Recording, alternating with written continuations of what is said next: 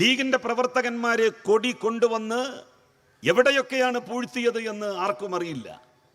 നമ്മളുടെ ചില ചാനലുകൾ ലീഗ് പ്രവർത്തകന്മാരുടെ കീശയിൽ ഒളിപ്പിച്ചു വെച്ച കൊടി ചൂണ്ടി ചോദിച്ചു, എന്താണ് നിങ്ങൾ കൊടി കീശയിൽ ചുരുട്ടി വെച്ചിരിക്കുന്നത്? അപ്പൊ പറഞ്ഞു, അത് എടുക്കാൻ വേണ്ടി പറ്റില്ല. കോൺഗ്രസിന്റെ തലമുതിർന്ന നേതാവ് രാഹുൽ ഗാന്ധി വയനാട്ടിലാണ് മത്സരിക്കാൻ പോകുന്നത്.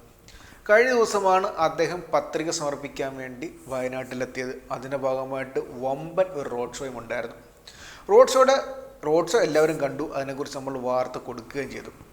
പക്ഷേ ശ്രദ്ധിക്കേണ്ട കാര്യം എന്ന് വെച്ചാൽ ലീഗിന് കൊടിയില്ലായിരുന്നു, കോൺഗ്രസിന് കൊടിയില്ലായിരുന്നു.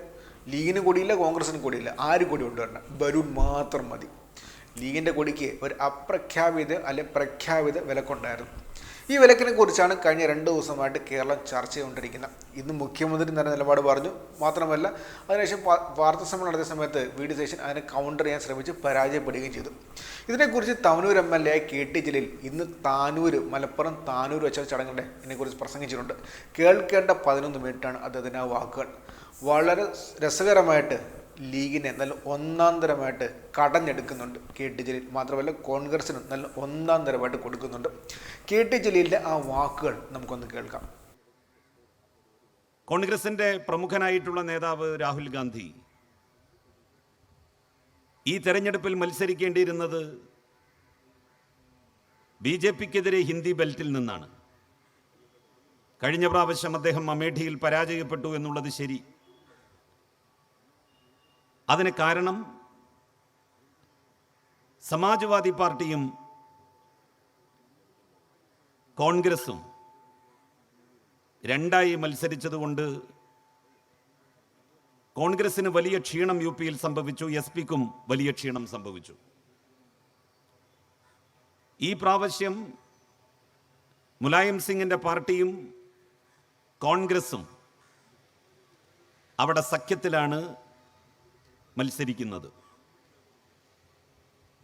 UPയിൽ നിന്ന് എത്ര കണ്ട് സീറ്റുകൾ പിടിച്ചെടുക്കാൻ കഴിയും, അതിനെ ആശ്രയിച്ചാണ് ഇന്ത്യയുടെ ഭരണം ആർക്ക് എന്ന് തീരുമാനിക്കപ്പെടുന്നത്. അത്രയധികം ലോക്സഭാ സീറ്റുകൾ UPയിലുണ്ട്. ആ വിചാരം പക്ഷേ കോൺഗ്രസിനില്ല. SP-യും കോൺഗ്രസും സഖ്യമായ സാഹചര്യത്തിൽ ഇന്ത്യ മുന്നണിയുടെ പ്രബല ഘടകകക്ഷി എന്നുള്ള നിലയിൽ കോൺഗ്രസിന്റെ നേതാവ് രാഹുൽ ഗാന്ധി മത്സരിക്കേണ്ടിയിരുന്നത് ഒന്നുകിൽ അമേഠിയിലോ അല്ലെങ്കിൽ റായ്ബറേലിയിലോ ആയിരുന്നു. അങ്ങനെ പരമാവധി സീറ്റുകൾ UPയിൽ നിന്ന് പിടിച്ചെടുത്ത് ഇന്ത്യ മുന്നണിയുടെ ഭരണസാരഥ്യത്തിലേക്കുള്ള വഴി സുഗമമാക്കാനാണ് ശ്രമിക്കേണ്ടിയിരുന്നത്. ദൗർഭാഗ്യവശാൽ ഇന്ത്യ മുന്നണിയിലെ ഘടകകക്ഷിയായിട്ടുള്ള CPIയുടെ, ഇടതുപക്ഷ ജനാധിപത്യ മുന്നണിയുടെ, CPIMന്റെ ഒക്കെ തന്നെ ദേശീയ മുഖമായി അറിയപ്പെടുന്ന ആനി രാജ മത്സരിക്കുന്ന സ്ഥലത്തേക്ക് രാഹുൽ ഗാന്ധി വീണ്ടും മത്സരിക്കാൻ എത്തിയിരിക്കുകയാണ്. കഴിഞ്ഞ തവണ കോൺഗ്രസ് പരാജയപ്പെട്ടതിൻ്റെ കാരണമായി KC വേണുഗോപാലാദികൾ പറയുന്നത് ലീഗിൻ്റെ പച്ചക്കൊടിയുടെ തണലിൽ രാഹുൽ ഗാന്ധി നിൽക്കുന്ന ചിത്രം ഉത്തരേന്ത്യയിൽ വ്യാപകമായി പ്രചരിപ്പിച്ചു. അതുകൊണ്ടാണ് കോൺഗ്രസ് തോറ്റത് എന്നാണ്. അങ്ങനെയെങ്കിൽ എന്തിനാണ് ഈ പ്രാവശ്യവും ലീഗിൻ്റെ സ്വാധീന മേഖല എന്ന് അവരവകാശപ്പെടുന്ന വയനാട്ടിലേക്ക് അദ്ദേഹം മത്സരിക്കാൻ വേണ്ടി വന്നത്? കോൺഗ്രസ് ഒരു കാലത്തും മുസ്ലിം ലീഗിൻ്റെ രാഷ്ട്രീയ ശക്തിയെ സത്യസന്ധമായോ ആത്മാർത്ഥമായോ അംഗീകരിച്ചിട്ടില്ല. KM സീതി സാഹിബ് സ്പീക്കറായി അദ്ദേഹം മരണപ്പെട്ട സമയത്ത് CH മുഹമ്മദ് കോയ സാഹിബിനെ സ്പീക്കറാക്കാൻ കോൺഗ്രസ് മുന്നോട്ട് വെച്ച ഉപാധി CH ലീഗിൽ നിന്ന് രാജിവെക്കണം അഥവാ തൊപ്പിയൂരണം എന്നുള്ളതായിരുന്നു. അന്ന് ഈ സംഘപരിവാരങ്ങളൊന്നും ഉണ്ടായിരുന്നില്ലല്ലോ. അന്ന് BJP കേന്ദ്രത്തിൽ ഭരണത്തിലുണ്ടായിരുന്നു. അന്ന് സംഘപരിവാർ ശക്തികൾ രാജ്യത്ത് ഇത്രമാത്രം വർഗീയ കാലുഷ്യം സൃഷ്ടിച്ചിരുന്നു. എന്തിനായിരുന്നു CHന്റെ തൊപ്പിയൂരിയെങ്കിൽ മാത്രമേ സ്പീക്കർ പദവിയിലേക്ക് CHനെ പരിഗണിക്കൂ എന്ന് കോൺഗ്രസ് പറഞ്ഞത്? സത്യത്തിൽ കോൺഗ്രസിന്റെ ത്രിവർണ പതാകയുടെ കൂടെ ലീഗിന്റെ പച്ചക്കൊടി കൂട്ടിക്കെട്ടാൻ വേണ്ടി തുടങ്ങിയത് 1967 മുസ്ലിം ലീഗിന് മാന്യമായ ഒരു രാഷ്ട്രീയ സഖ്യത്തിന്റെ പദവി നൽകി കമ്മ്യൂണിസ്റ്റ് പാർട്ടി ആദരിച്ചതിന് ശേഷമല്ലേ? ഇടതുപക്ഷം മുസ്ലിം ലീഗിനെ മുന്നണിയിൽ കൂട്ടിയതിന് ശേഷമല്ലേ? കേരളത്തിൽ ലീഗിന്റെ നേതാക്കന്മാരും മന്ത്രിമാരായത് കോൺഗ്രസ് ഭരിക്കുന്ന കാലത്തല്ല, കോൺഗ്രസിന്റെ മുന്നണിയിലും അല്ല.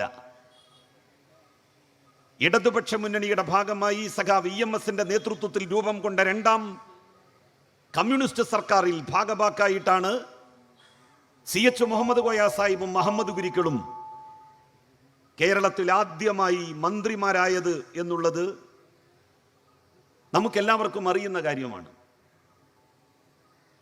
പണ്ട് തൊപ്പി ഊരി വെപ്പിച്ചു ലീഗിനെ കൊണ്ട് സ്പീക്കർ പദവിക്ക് വേണ്ടി. ഇന്നിതാ ഇന്ത്യ മുന്നണിയിൽ അംഗത്വം തുടരണമെങ്കിൽ മുസ്ലിം ലീഗിന് അവരുടെ കൊടി പൂഴ്ത്തിവെക്കേണ്ട സാഹചര്യം കോൺഗ്രസ് ഉണ്ടാക്കിയിരിക്കുന്നു. രാഹുൽ ഗാന്ധിക്ക് പച്ചക്കൊടി ഇല്ലാത്ത സ്ഥലത്ത് പോയിട്ട് മത്സരിച്ചുകൂടായിരുന്നോ? UP-യിൽ മത്സരിച്ചുകൂടായിരുന്നോ? കോൺഗ്രസ് ഭരിക്കുന്ന തെലങ്കാനയിൽ മത്സരിച്ചുകൂടായിരുന്നോ? കോൺഗ്രസ് മത്സരിക്കുന്ന കർണാടകയിൽ മത്സരിച്ചുകൂടായിരുന്നോ? ഭരിക്കുന്ന കർണാടകയിൽ മത്സരിച്ചുകൂടായിരുന്നോ? അതൊന്നും ചെയ്യാതെ ലീഗിന്റെ വോട്ട് വേണം, പക്ഷെ കൊടി പാടില്ല. ആ നിലപാടാണ് കോൺഗ്രസ് സ്വീകരിച്ചിരിക്കുന്നത്. ലീഗിന്റെ പ്രവർത്തകന്മാര് കൊടി കൊണ്ടുവന്ന് എവിടെയൊക്കെയാണ് പൂഴ്ത്തിയത് എന്ന് ആർക്കും അറിയില്ല. നമ്മളുടെ ചില ചാനലുകൾ ലീഗ് പ്രവർത്തകന്മാരുടെ കീശയിൽ ഒളിപ്പിച്ചു വെച്ച കൊടി ചൂണ്ടി ചോദിച്ചു, എന്താണ് നിങ്ങൾ കൊടി കീശയിൽ ചുരുട്ടി വെച്ചിരിക്കുന്നത്? അപ്പൊ പറഞ്ഞു, അത് എടുക്കാൻ വേണ്ടി പറ്റില്ല.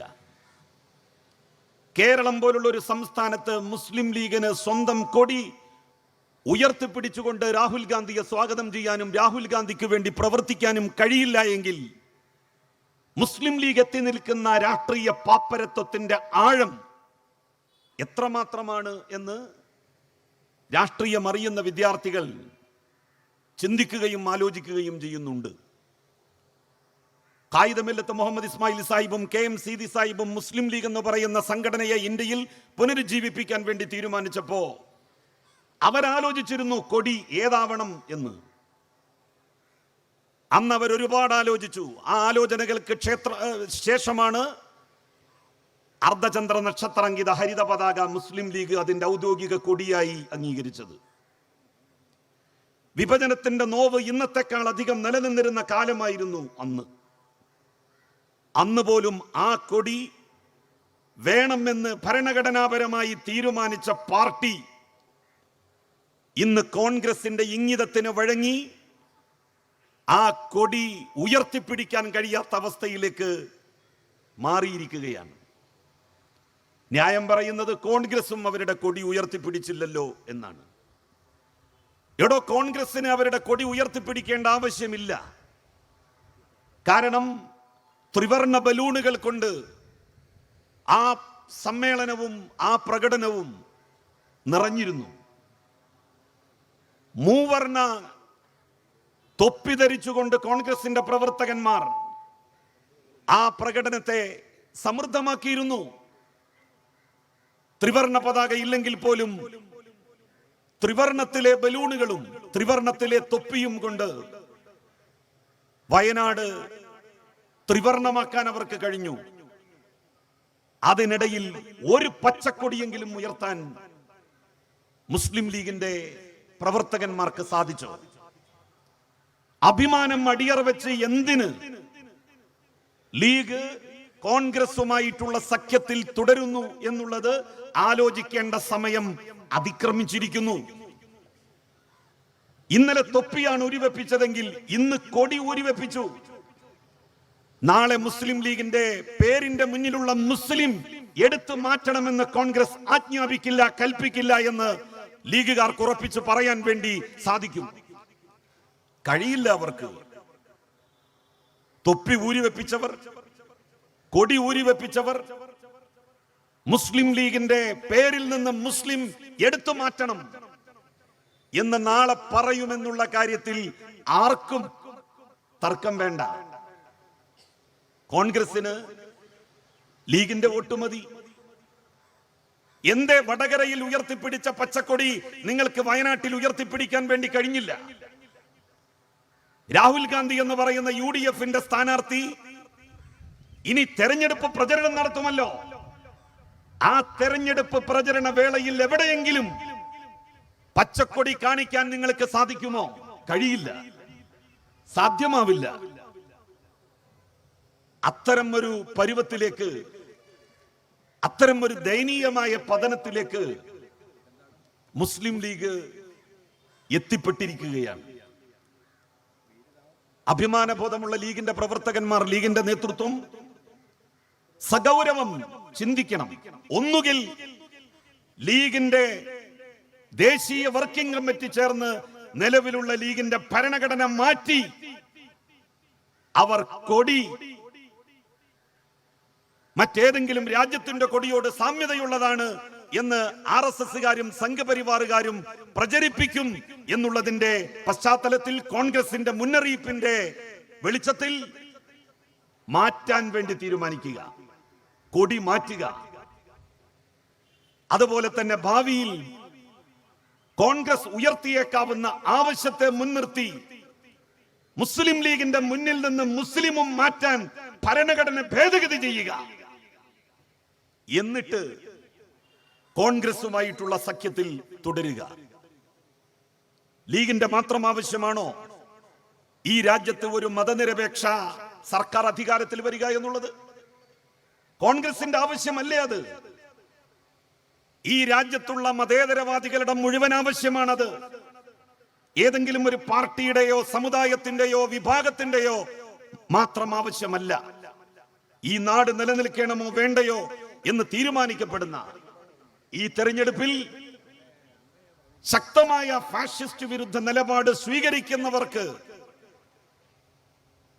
അനുകൂലമായി വോട്ട് രേഖപ്പെടുത്താനാണ് ഈ നാട്ടിലെ ജനങ്ങൾ തയ്യാറാവേണ്ടത്. അത് ഇടതുപക്ഷമാണ്. ഇടതുപക്ഷത്തിന് ഒളിച്ചു കളി നടത്തേണ്ടി വന്നിട്ടില്ല ഒരു ഘട്ടത്തിലും. ഇടതുപക്ഷം ആരോടും അവരുടെ കൊടി മാറ്റണം എന്ന് ഇതുവരെ പറഞ്ഞിട്ടില്ല.